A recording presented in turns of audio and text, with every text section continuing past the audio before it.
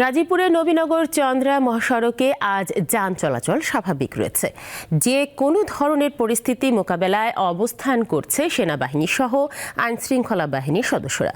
বিস্তারিত জানাতে যুক্ত হচ্ছেন আমাদের সহকর্মী এম এ হালিম। হালিম, বেক্সিমকো গ্রুপের শ্রমিকদের আজ কোনো কর্মসূচি রয়েছে কিনা, পাশাপাশি জানাবেন গতকাল কতটি কারখানায় ভাঙচুর চালানো হয়েছিল।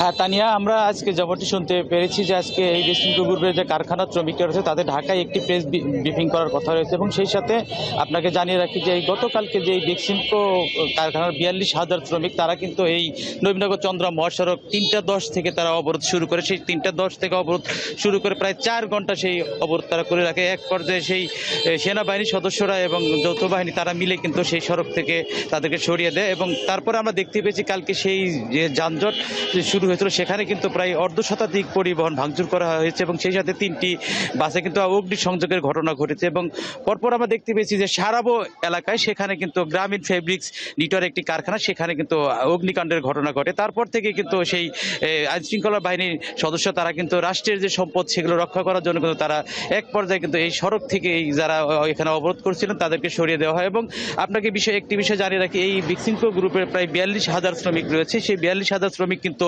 বিগত বেশ কিছুদিন যাবতই কিন্তু নবীনগর চন্দ্রা মহাসড়কে তারা বেতন পরিশোধের দাবিতে তারা এর আগে আন্দোলন করে আসছেন এবং সেই সাথে তারা এখন যে বিষয়টি তারা এখন আন্দোলন করে আসছেন সেটি হচ্ছে যে তাদের এই কারখানা খুলে দেওয়ার দাবিতে তারা আন্দোলন করে আসছেন। এবং আমরা দেখতেই পেয়েছি এই ৪২,০০০ শ্রমিকের সাথে কিন্তু এখানে যারা আশেপাশের যারা এখানে বাড়িওয়ালা থেকে শুরু করে এখানে যারা ব্যবসায়ী রয়েছে তারাও কিন্তু এই আন্দোলনে তাদের সাথে শরিক হয়েছিলেন এবং এই শ্রমিকদের যে যেমনটি দাবি দেয় এলসি সহ বিভিন্ন যে কারখানার বন্ধ করা রয়েছে সেই এলসি এবং অন্যান্য বিষয়গুলো খুলে দিয়ে এবং এই শ্রমিকদের যে মানবতর জীবনযাপন সেগুলো যাতে সুরক্ষা করা হয় সেই লক্ষ্যে কিন্তু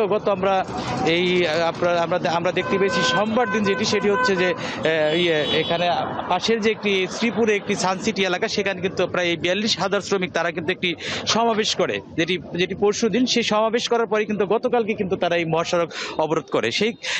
সেই মহাসড়কে অবরোধ করার পরে কিন্তু আমরা দেখতে পেয়েছি যে কালকে আইন শৃঙ্খলা বাহিনীর সদস্যরা তাদেরকে সরিয়ে দেয় এবং আজকে যাতে কোনো অপ্রীতিকর ঘটনা না ঘটে সেই লক্ষ্যে কিন্তু এখানে আমরা দেখতে পেয়েছি সকাল থেকে যৌথ বাহিনী সহ এবং শিল্প পুলিশের সদস্যরা এখানে অবস্থান করছেন। তানিয়া। হালিম, আপনাকে ধন্যবাদ।